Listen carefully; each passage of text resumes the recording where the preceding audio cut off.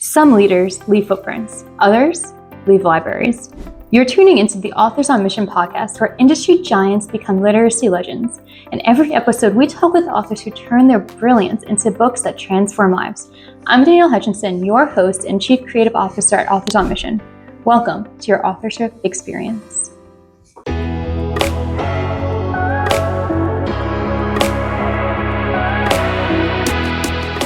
Hello, everybody, and welcome to another illuminating episode of Authors on Mission podcast, where we elevate the wisdom of literary trailblazers who've charted their own course through the publishing wilderness. I'm your host, Danielle Hutchinson, and today we're going to talk all about the incredible stories of Nancy Napier. Our guest here describes herself as a fiction writer in training, but don't let this humble self-assessment fool you. With distinguished academic credentials, a position as a professor at Boise State University, and a wealth of non-fiction publications under her belt, she's brought scholarly precision and cultural insight to her creative endeavors. Her latest work that we're going to be chatting about today is Vietnam's Bridge Generation, those who traveled the remarkable path from children of war to architects of their nation's renaissance. So please join me in welcoming a true champion of cross-cultural understanding and lifelong learning, an author whose passion for Vietnam has fueled decades of exploration and storytelling. Nancy, welcome to our show. I'm so happy to be here. Thank you for asking me. Of course, you have an incredible line of books under your belt, an amazing background as well. And I think that everybody listening today is going to just learn so much, not only about the writing process, but about all of your books and in particular Vietnam. So I'm wondering if you could just quickly give us a little bit of a backstory to you. I gave a bunch of information there, but surely I missed some gaps there. What exactly drew you into the writing world? Well, as an academic, part of your job is publishing. There's that old term of publish or perish. So as a professor for 30 some years, I had to write a lot of academic articles and books. And so that's in my blood. I've just done it for so long. A few years back, I started doing some things that were more accessible in terms of writing style for business leaders in particular. And I did a daily radio program on our national public radio station here for, I forget, 12 years maybe. And they were very short little snippets and had to have some juicy content. And I learned that I like that sort of writing. And so it was easier for people to read and listen to. And that's what got me started in more accessible writing for leaders. And then as I approached retirement, I thought, well, shoot, I can write. Why can't I write fiction? Wrong. So hard. So I'm on a new chapter in journey in learning how to write fiction after doing so much with nonfiction, which I love too. Right. And, we are mainly going to be chatting about our Vietnam book, but I am very curious, what was that roadblock? We chatted a little about that in the introduction. What's the difference for you between the fiction and nonfiction worlds that seems challenging? Short answer, when I first tried to learn to write fiction maybe 10 years ago, I took an online course, and halfway through I said, I can't do this. I'm not a good liar. And one of the other participants said, Nancy, it's not about lying. It's about using your imagination. And I thought, oh, okay, I understand. I study creativity. I write about creativity. Maybe I can do this. Fast forward, as I really got into it, what I learned was being an academic, a nonfiction writer, I have always had some hard data. I collect it, I analyze it, I report on it. It's very straightforward and very concrete. With writing fiction, there's not as much hard data. And so what I'm learning is that I need something concrete to start with as a seed. And from that, I can start building a story. But it's not the clear-cut, get it, write it up, tell people about it. It involves so much more, from coming up with characters who change, the setting, the plot, all these different pieces that I had no idea how complicated it can be, but absolutely loving learning about it. It's hard, but it's fun. Definitely. And I can see where you're coming from with that. The benefit of fiction writing is you can make up the stories and, be adaptive to how your creative mind is working. But I do see what you mean in the way that you need it to be grounded in facts too. And I can see how when you're going into nonfiction books, it's very solid, it's straightforward, and you can always back up what you're saying with that research. So I definitely see where you're going with that. Thanks for sharing. Yeah. Yeah, and being that this podcast is mainly for nonfiction, I think a lot of listeners today probably agree with you. You know, they write books to build credibility. They write books to get information across or to build a legacy. In your case, it seems to me, based on what I've seen of your publications, they're to not only inform, but also to teach. And it seems you're very passionate about everything you write too. So I guess, would you agree that's kind of the overarching theme of these nonfiction works? Absolutely, absolutely. So I'm a real big learner, and I want to help anybody who's interested in learning do it. And so if I can find different avenues to help the executives, the students that I teach, or anybody else, I will find multiple ways to do that. One of the big ways is to tell stories about what organizations do, what leaders do. So I sort of moved into that, and that's a lot of what fiction is as well, telling someone's story. Definitely. And in this case, for our Vietnam book that we're discussing today, you obviously had a lot of stories to tell within that. I was looking through your materials actually, and I saw that you described your first visit to Vietnam as being desperately in love with the country, no matter the heat and the bugs, the humidity and all that. But it's great to know you really found a passion in that topic. So I'm wondering, what exactly was it that captured your heart so strongly when you were visiting?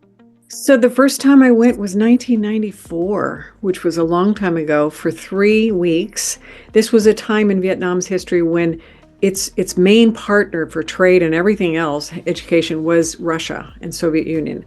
And the Soviet Union had collapsed in the late 80s, and Vietnam was kind of left on its own to find new trading partners.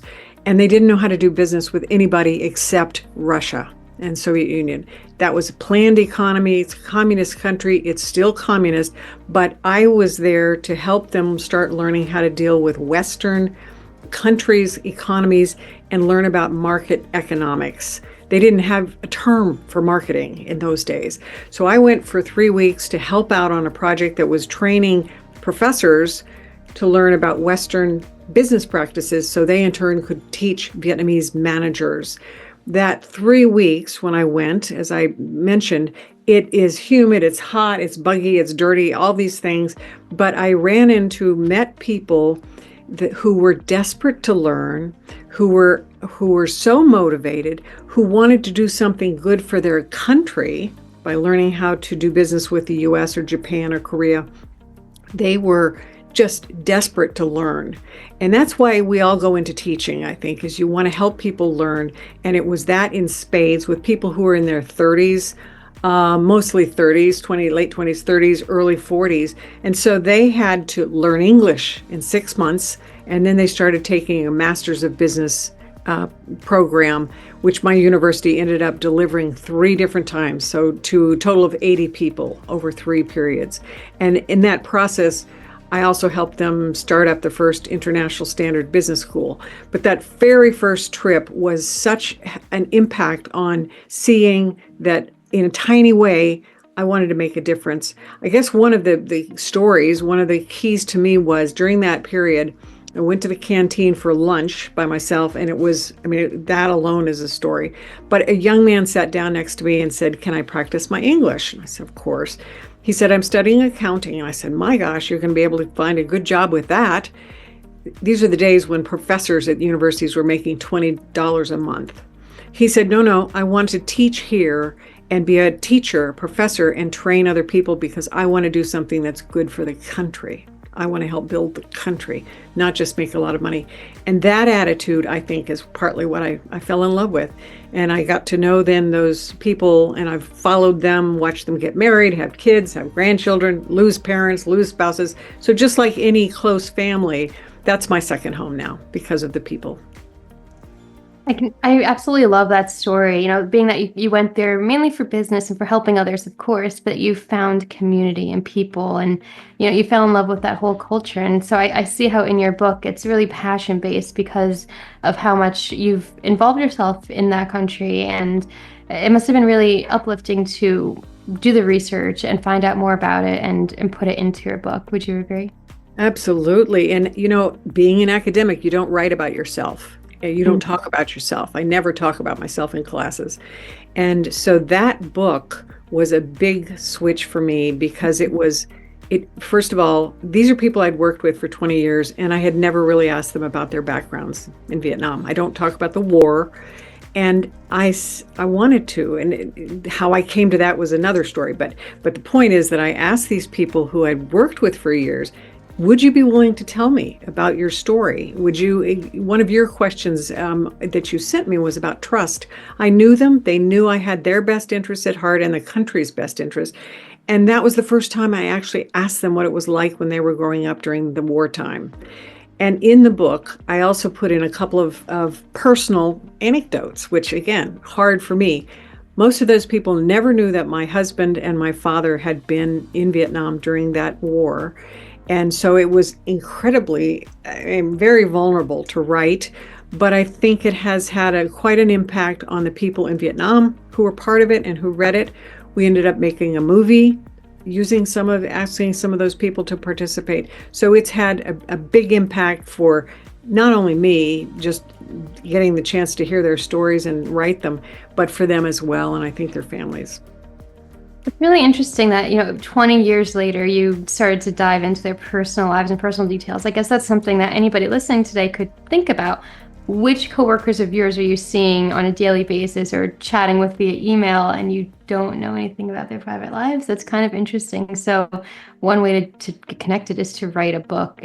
People think books are just one-sided. You write it, you sell it out to the world. But for you, it was a good way to bridge that gap and build those connections. I think that's incredible.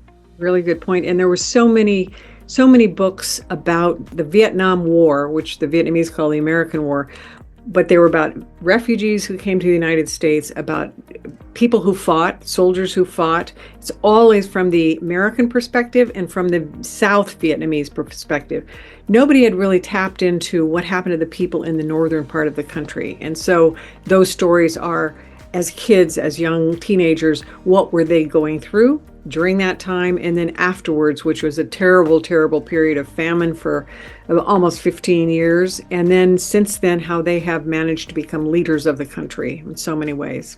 So it was the bridge part really is their ancestors, their parents and ancestors had lived the same way for 1,000 years, farmers, basically.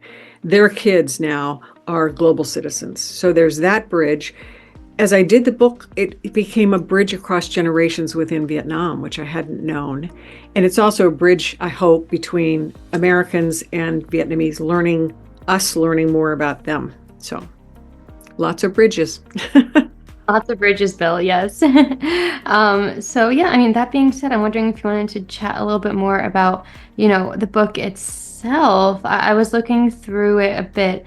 And for example, I see that you co-authored this book. So that's another part of the collaboration process as well, right? It's excuse my pronunciation.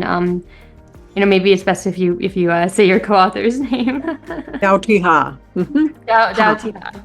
Mm-hmm. Perfect. Thank you for that. Yeah. So it must have been a whole process working with another person. I'm sure that might have been different than your other writings, which have been more independent, right? Yes, good point. She was one of our participants in the MBA program and graduated and she had worked for Hewlett-Packard in Vietnam, and she left to start her own company, and she ran that with several other colleagues that we had taught. And now she retired. I don't know how old she was, but probably 5 years ago. And she started two new nonprofits. So she's not retired at all. But she is one of these brilliant networkers. I tell people in Vietnam, everything is 2 degrees of separation. So the people that we work with, granted they're leaders, they can get you in to see anybody in the country from the president on down. So Ha still has lots and lots of people in her network, and she's able then to say, would you be willing to talk to Nancy? I might not know that person directly, but because Ha and another lady went to university together, this woman says, because I trust Ha, I will tell you about these very personal things.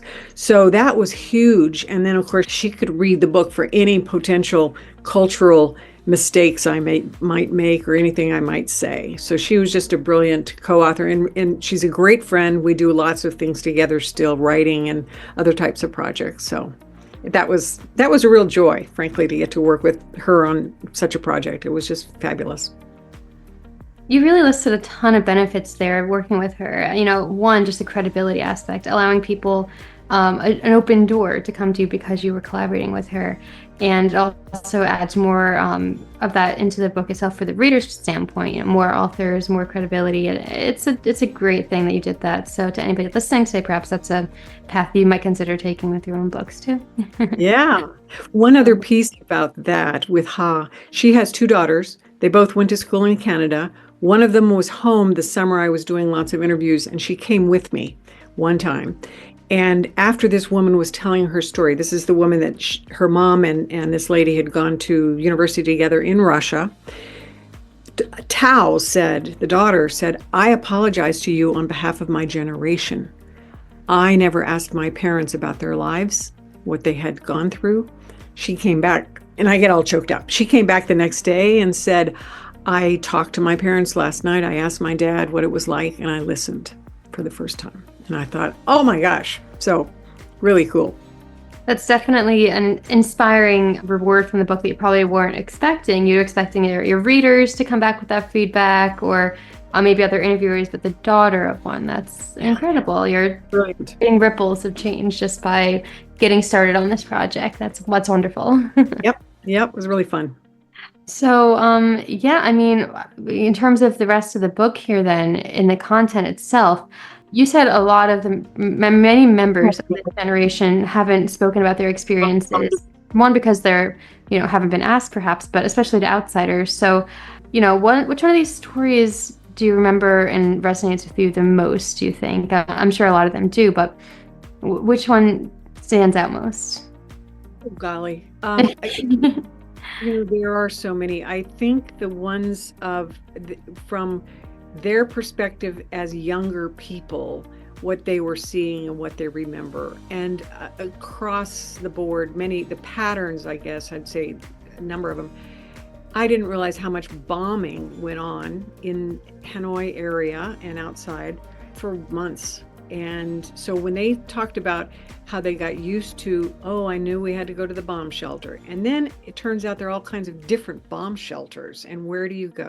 And my parents took my father took my brother there. My mother and I went here. So in case one place was bombed, maybe the 2 of us would live. Things like that became part of their daily lives. That was huge. And then during that period and after the American War was over, and then Vietnam was still fighting 2 other wars, the amount of food available, it was all rationed. And so the discussions about how they literally had 2 bowls of rice a day. And that was something I heard across the board. When I first met these folks in the early 90s, they were so thin. And at one point I asked, when you have a market economy, what do you want? And the men said, I would like leather shoes and more to eat. And the women said, at that point, they were only allowed to have 1 child. So the women said, I want to have a 2nd child. So the famine, the hunger, the hardships that they lived through, and yet their resilience, I think, again, across the board, to see how strong they were, partly because they had each other. And that community you mentioned earlier, that came back just over and over again, that it was so important to have one another to get through all this, because they were all experiencing the same thing. So that was amazing. There's a saying that they have, the 4 F's. So they say, never forget what happened during the war. Try to forgive the people who fought us. Make friends with your enemies and look to the future. And that was something people back in that time said to Americans when they met them. And I thought, okay, that's a good philosophy for me, just in general for life, but they held true to it. And I like that you shared that with us. That 4Fs concept is something that definitely helped during that time, and for them communicating with anybody moving forward. But you are right, it resonates with anybody else, regardless of their life situation or their current state, whoever it is they're talking to. That's probably one of the many different lessons that are embedded within this book. I can only imagine. Yeah, that was a really important one.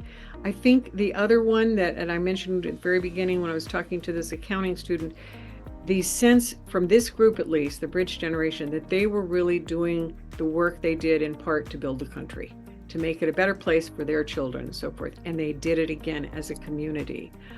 I think they fear, and we started to see in the last 5-10 years, younger people now study abroad, they have exposure to global concepts, people, ideas. They want to go their own way more, so they're not as tied into a community, and I think that's concerning to some people. So the film that we made, documentary, is called From We to Me. So there's a sense of moving from community to more of the individual, and that is a concern that I don't think is just in Vietnam, but that's one that's with a place that's been so strong in terms of the group, the community, to move to people kind of going their own directions. That can cause some problems in society, which anywhere it happens. Yeah, wow, that's actually a whole cultural shift then, is what you're saying. I understand, just from what I know and learn about those countries, it's for generations always been community first rather than the self first. So that's interesting to see the shift in modern times. What do you think has led to that? Do you think it's more exposure to media or opportunity, or what do you think? I think it's but all of those. I think of it as they have studied abroad and they've been exposed to different countries and the way people think. That's huge. So that's on the ground every day in the classroom kind of thing. Then, of course, social media and access to movies and everything that's going on around the world, that's opening up eyes. And so it's been interesting to watch the shift from you marry who your parents tell you to I want to marry someone I'm in love with, and then it works or it doesn't, and maybe I get divorced, and so now that's possible in Vietnam. So this shift of everybody does what the parents say or elders say to making their own decisions. Now, I think that's good in a way. One story I think that's in the book was a woman who said to me at one point, she said, I watched you and the other project manager, things would go wrong. The woman and I from Canada, we would go into another room, we'd scream and yell at each other about, I can't believe this happened. Now what do we do? And we'd come back out and say, all right, we have a problem, let's solve it. And one of our Vietnamese participants in the program and partners in teaching and learning, said one time, you take responsibility for your own lives. And we haven't done that. And so to see that begin to happen with this generation, and now their children are saying, I want to have more control over what happens to me where I can. And they don't have control in a lot of places, but they do have control over certain decisions, where they study, often what they study. Do I study art or business? Oh, I really want to study music. Now it's happening. So it's changing. Definitely. And thank you for sharing your insights on that. And to anybody listening today, there's plenty of resources out there for you to learn more about this, including the book itself that Nancy has created for us. So, Nancy, do you happen to have a copy of that with you right now? I do. Not to put you on the spot. In my bookshelf. So here it is. A beautiful cover. I love how it's, bright red, vibrant, eye-catching. It's the color of the Scout flag. Makes sense, yeah. It's a good way to catch the eye and get people interested in seeing, okay, what's this going to be about? Let's learn more. Let's get involved. So thank you for that. So I'm wondering, Nancy, you've been doing so many different types of books, traveling, teaching. What's next on the radar for you? This learning how to write fiction. That's keeping me busy, right? It's much more complicated and complex than I realized. I realized too, as a beginner in writing fiction, I'm also trying to learn how to play tennis. So I'm a beginner in adventures. That makes me a better teacher, because I realize that people have to hear things, see things, do things many, many more times than once or twice or three times. So with the fiction writing, nonfiction is very straightforward in terms of the type of structure often that you can use. But with fiction, I'm having to I'm really working hard at it, and it takes a lot of brain power, taking some classes and having a ball. So I get to learn new things, not only about writing, but about the topics that I'm writing about. I mean, what could be better? Definitely. And it's always good to keep learning. I think that's kind of your motto, always learning, always trying something new.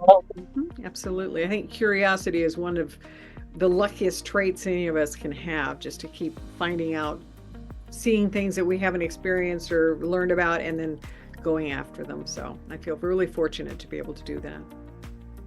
Absolutely, absolutely. So, how can we get in touch with you and find out more about what you do, stay up to date for when these fiction books might be coming out? What are your links? Where can we find you? Go to my website, which is nancyknapier.com, and that has all of my other links and lists fiction and nonfiction books. And I do a blog for Psychology Today, and so the links to that are up there as well. So, and an email there. I'm happy to correspond with anybody as well. Perfect. So we're going to put the links to that in the description box of this podcast. So anybody interested in learning more, getting connected, staying up to date can click on over to that. And Nancy, I'm wondering if you could share with us two more pieces of advice. First, advice for somebody who might be interested in learning more about, Vietnamese culture and, perhaps making a difference. Second piece of advice, writing advice. Any aspiring authors might be interested in learning a little bit more from you in that regard. So that's a two-parter there to finish up the episode. Let us know. What do you think? I think, not to toot my own horn too much, but the Bridge Generation book gives a lot in an easy, digestible manner about what happened to people during the recent history of Vietnam. I think that's another one. I have behind me, you see shelves and shelves of books about Vietnam. I think there are plenty of excellent ones, depends on whether you want history or politics or so forth. But this one, I think, in a way it tells the story of people. And that's how we learn history, at least I do. It's not just dates, it's what happened to people over time. So I would try that. I can also give you the link to the film, the documentary that we've done, which will change Vietnam over the last 10 years or so, 10 to 15 years. Advice about writing. Whoa, there's so much good advice out there, but I guess what I am learning is that I need to give myself a little more grace and time to really learn how to do this well. I spent 30 years learning how to write academic articles. I'm not going to do the same level of knowledge and ability in 3 or 2. So to give yourself more time for it, give it a try. When I took, during the pandemic, I took a course online and ended up writing 4 really bad novels. And I'm so proud of myself. I handed them off to friends and they said, these are really bad novels. So it's not quick and easy. So give yourself time. I'm glad I don't have to pay the rent with the book writing that I do. But I think it's any kind of adventure that sparks your brain. That's going to help keep all of us young and active. So with writing, just keep at it. Don't give up. Don't expect it to happen overnight. I like that. You're right. It doesn't come easy. You have to figure out what works for you, learn those lessons that have to be learned, grow from them, and just keep trying, like you said. It's not going to happen overnight. So yeah, thank you so much for coming onto the show and talking to us today. I think it's been an amazing conversation. It's clear that you're really committed to learning between fiction or anything else in life. And honestly, this book, it really just shows us a lot about Vietnam's remarkable history, but more so the universal human capacity for resilience and reinvention. Great. You have been an excellent question asker, which is high on my list of great qualities to have. So appreciate it. Thank you. It's a pleasure to chat with you too. And to all of our listeners, thank you for joining us. Be sure to check out Nancy's links, get involved, learn a little bit more. If you've enjoyed today's episode, please check out our others, share, and join us next time because we're going to continue our quest to uncover these strategies and insights of authors who are making their mark on the world. Until then, keep writing, keep learning, and keep pursuing your mission. Have a great day, everybody. This is Danielle Hutchinson reminding you that somewhere, someone needs the book that only you can write. Visit authorsonmission.com to start your legacy. Until next time, keep leading, keep inspiring, and keep thinking in chapters. Have a great day.